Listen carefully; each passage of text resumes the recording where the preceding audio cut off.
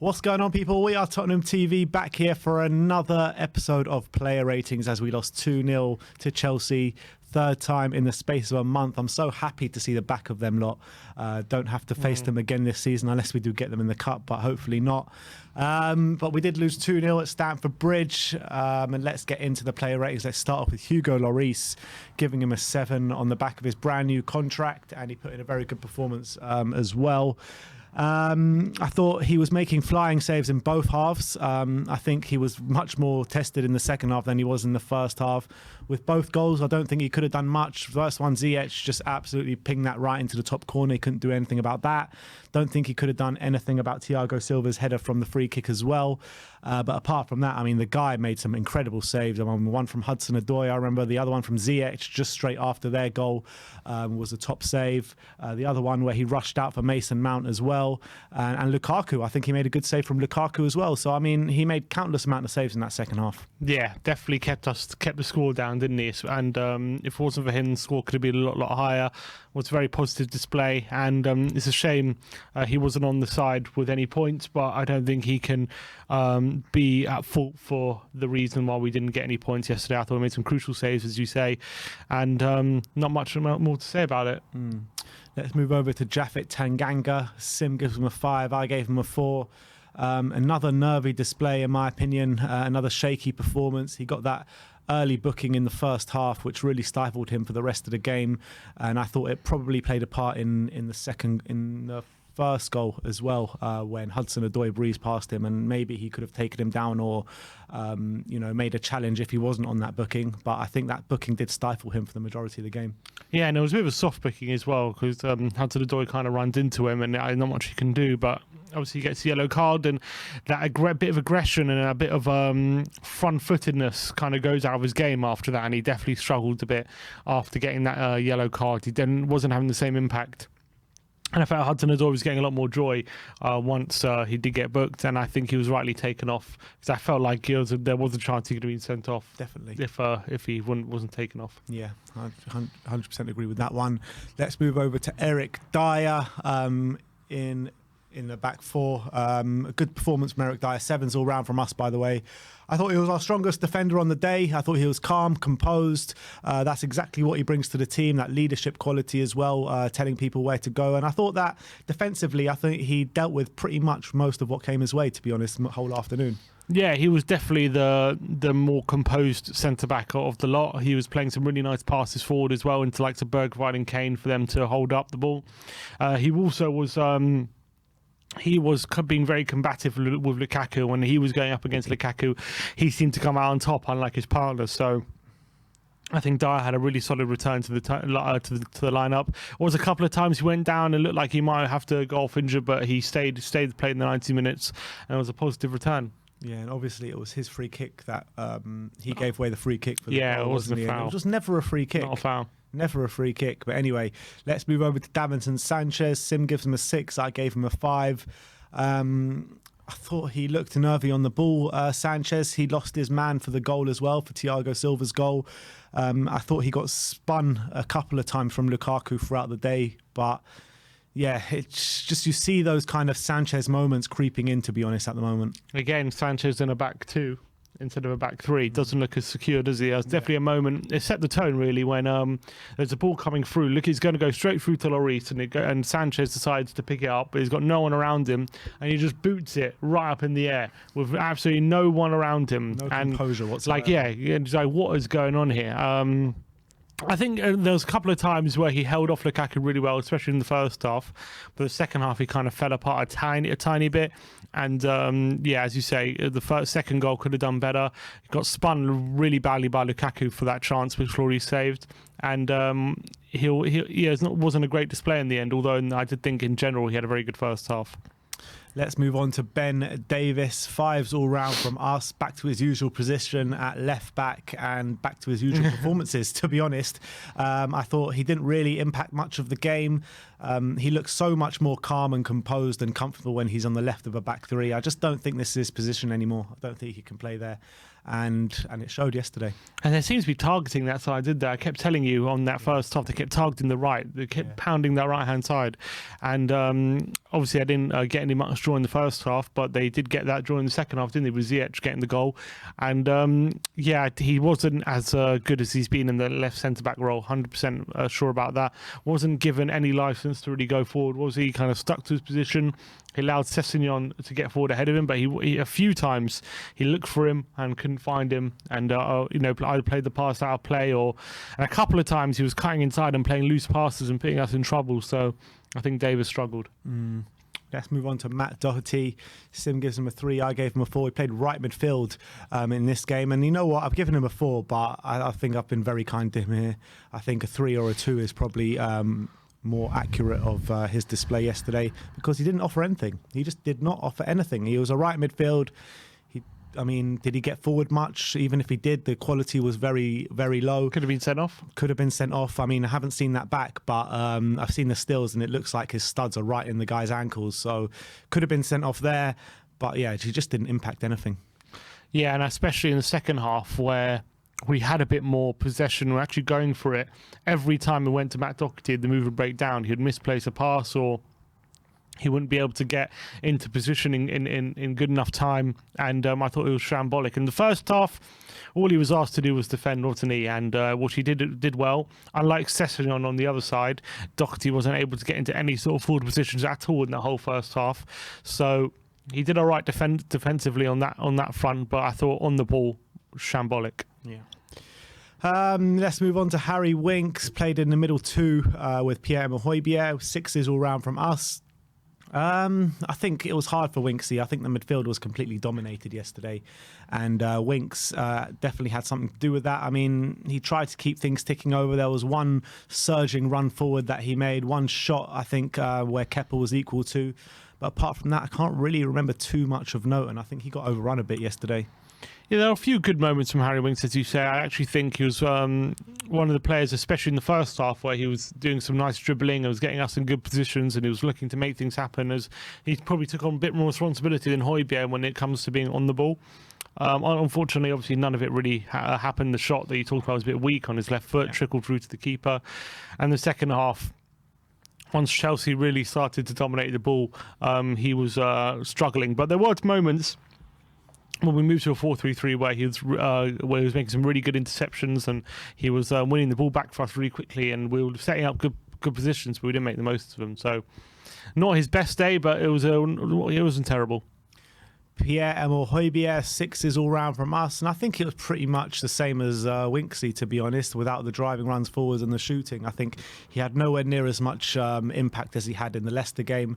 I thought he was brilliant in that game, but I just can't really think of too many good moments in there from Pierre. I just thought the midfield was completely bossed yesterday. Yeah, I thought in the first half, you saw his shirt was covered in mud. He was like all over the place, I thought, and in a good way. I thought he was really shielding the back four really effectively. He was getting out to that left-hand side where we were struggling a lot through Mason Mount picking up all sorts of positions, and he was doing well to cover that. But as you say, in the second half, after Chelsea got those 2 goals, it was very difficult for him, and we started making a few wrong decisions as well in the final third. But again, I thought it carries on his form of decent displays recently, I think. Yeah, I thought he was okay. I mean, it was hard for him, wasn't it? Very hard for him. But let's move on to Ryan Sessegnon. 6s all round from us. Played on left wing, left midfield. And, there were a few good moments in there from Ryan Sessegnon. He broke the lines a couple of times. There was one where he took that shot, which was an awful shot, to be honest. It nearly went, I think it went for a throw-on, not even for a goal kick.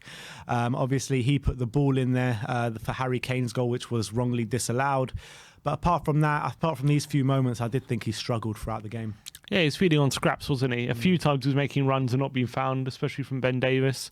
As you say, the best moments in the first half were coming through him, getting in behind for that shot and the cross to Kane, which was a pretty decent ball in for Kane as well, despite the goal being ruled out. The second half, again, as you say, a lot of these players, he flitted out of the game, became a bit anonymous, and then obviously got taken off. Yeah.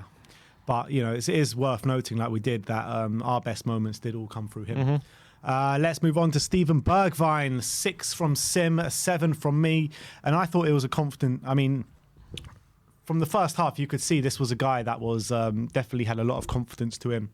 He was getting the ball high up the pitch or even deep, and he was turning well. He was giving Chelsea problems. He was running at them.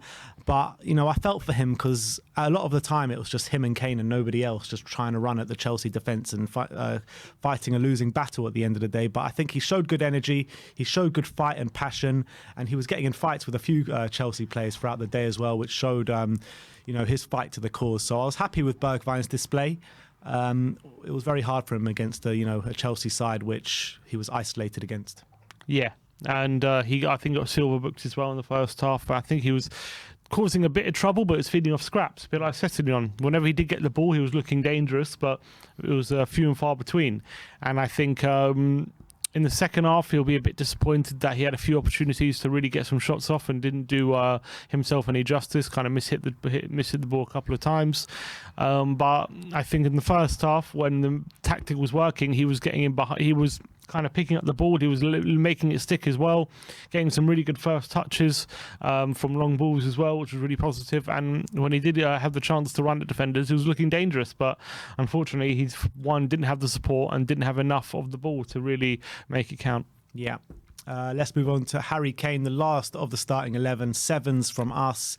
Another good display from Harry Kane, and you can really see the guy's getting, if not already, back to form, back to his best. I mean, again, like I said for Bergwijn, these two guys were attacking by themselves. Sometimes even Kane was up there completely by himself, and he was making it stick, and he was causing Chelsea problems, but he just can't do it on his own. He needs help. He needed help from his midfield. He needed help from the wingers as well, which never really came.